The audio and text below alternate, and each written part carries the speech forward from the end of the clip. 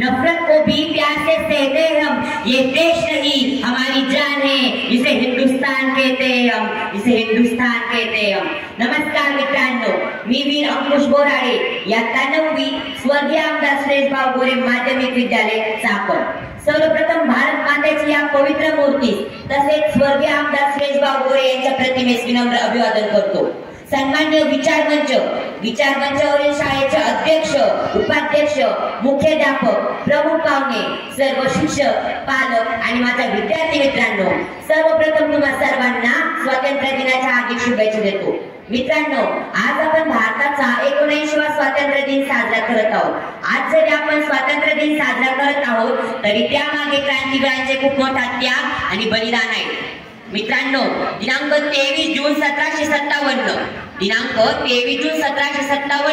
या दिवशी प्लासीची लढाई झाली आणि ईस्ट इंडिया कंपनीने बंगालचा नवाब सिराज उद्दौला याचा पराभव करून या भारतावर आपले वर्चस्व प्रस्थापित केले।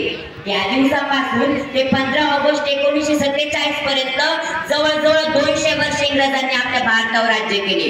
त्यावेळी आपल्या भारतीयांनी भोगलेल्या यातना, सहन केलेला संघर्ष आणि त्या संघर्षाला उजाळा देण्यासाठी आजचा हा दिवस खूप आनंदाने साजरा केला जातो। जेव्हा आपला देश पारतंत्र्यात होता तेव्हा एकतर एक क्रांतिकारी आपल्या भारतासाठी उभा राहिला होता। त्यामध्ये भगतसिंग, सुखदेव, शिवराम हरी राजगुरू, क्रांतिसिंह नाना पाटील यांसारखे अनेक क्रांतिवीरांनी आपल्या भारत देशात जन्म घेतला आणि इंग्रजांच्या छाताडावर पाय देऊन आपल्या भारत देशाला क्रांतीची ठिणगी संपूर्ण भारतभर नव्हे तर इंग्लंड मध्ये देऊन पोहोचवली। म्हणूनच आपला भारत देश स्वतंत्र झाला, आपला भारत देश स्वतंत्र झाला। मित्रांनो, क्रांतिसिंह नाना पाटील हे एकदा सांगली जिल्ह्यातील खानापूर तालुक्यात एका सभेसाठी गेले होते। ते सभेसाठी गेले ही बातमी जशी इंग्रजांना कळाली तसे इंग्रज क्रांतिसिंह नाना पाटील यांच्यावर छापा टाकण्यासाठी अचानकपणे उपस्थित झाले। कोण आले हे इंग्रज, कुठून आले हे इंग्रज, सर्वांना प्रश्न पडला। खूप मोठी गर्दी झाली, सर्व लोक उठून उभे राहिले आणि याच गर्दीचा फायदा घेऊन क्रांतिसिंह नाना पाटील यांनी तिथून पळ काढला। क्रांतिसिंह नाना पाटील सैरवैर पळत होते, रात्रंदिवस पळत होते। शेवटी रात्री पळल्यानंतर ते किती पळले, ते किती धावले हे फक्त त्यांनाच माहित आहे। शेवटी पहाटेपर्यंत ते एका गावामध्ये पोहोचले। पूर्वीच्या काळी पहाटे जात्यावर दळणदळायचे काम महिलांचे चालू असत। त्यावेळी त्या गावातील एक भगिनी आपले गीत म्हणत होती। त्यावेळी त्या गीताचे बोल क्रांतिसिंह नाना पाटील यांच्या कानावर पडले।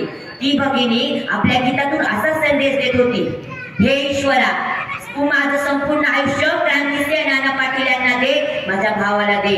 आणि हे ऐकून क्रांतिसिंह नाना पाटील यांच्या डोळ्यातून अश्रू आले व त्यांची कंठ दाटून आले।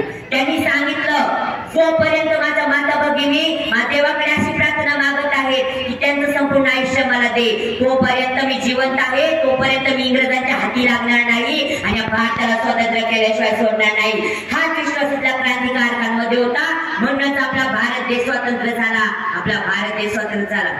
मित्रांनो, आपल्या भारताचा इतिहास आहे हातात नांगर धरायचा, वेळ आली की त्या हाताने तलवार देखील धरल्या। ज्या स्वातंत्र्यासाठी वीरांनी रक्ताची होळी आणि गोळ्यांची दिवाळी केली आणि आपल्याला स्वातंत्र्य मिळवून दिला, त्यावेळेस त्यांच्या मनात एकच विचार होता की आपला भारत देश अशी परिस्थिती पुन्हा कधीच येऊ देणार नाही, अशी परिस्थिती पुन्हा कधीच येऊ देणार नाही।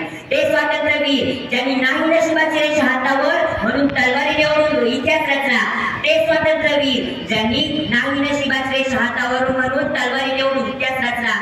आणि आजचे वीर हा मेसेज ग्रुपवर पाठवा, नक्कीच तुमचं काहीतरी चांगलं होईल अशी अपेक्षा ठेवून बसतात आणि म्हणे माझा भारत देश स्वतंत्र झाला, माझा भारत देश स्वतंत्र झाला। ज्या स्वातंत्र्यासाठी वीरांनी रक्ताची होळी आणि गोळ्यांची दिवाळी केली, ज्या स्वातंत्र्यासाठी वीरांनी रक्ताची होळी आणि गोळ्यांची दिवाळी केली आणि आजचे वीर त्यांना पाहिजे फक्त इंटरनेटची जाळी आणि का कोणास ठाऊक व्हॉट्सअप आणि फेसबुक मध्ये स्वर्ग त्यांनी पाहिला आणि म्हणे माझा भारत देश स्वतंत्र झाला, माझा भारत देश स्वतंत्र झाला। एक काळ होता त्यावेळेस जय इन्कलाबचे नारे घुमत होते, त्या काळात जय इन्कलाबचे नारे घुमत होते आणि आता वाहत आहेत सोनू माझं भरोसा नाहीचे वारे आणि म्हणे आपला भारत देश स्वतंत्र झाला, आपला भारत देश स्वतंत्र झाला। जेव्हा थांबेल शेतकरी संपावर जायचा, जेव्हा थांबेल जवानांचा छळ सीमेवर, जेव्हा थांबेल शेतकरी संपावर जायचा, जेव्हा थांबेल जवानांचा छळ सीमेवर, जेव्हा खातील सुकावणारे पिकाचा घात आणि लागेल त्यांना सुखाचा डोळा, तेव्हाच आपण म्हणू आपला भारत देश स्वतंत्र झाला, आपला भारत देश स्वतंत्र झाला। पुन्हा एकदा सर्वांना भारताच्या 79व्या स्वातंत्र्य दिनाच्या हार्दिक शुभेच्छा देतो आणि थांबतो. धन्यवाद.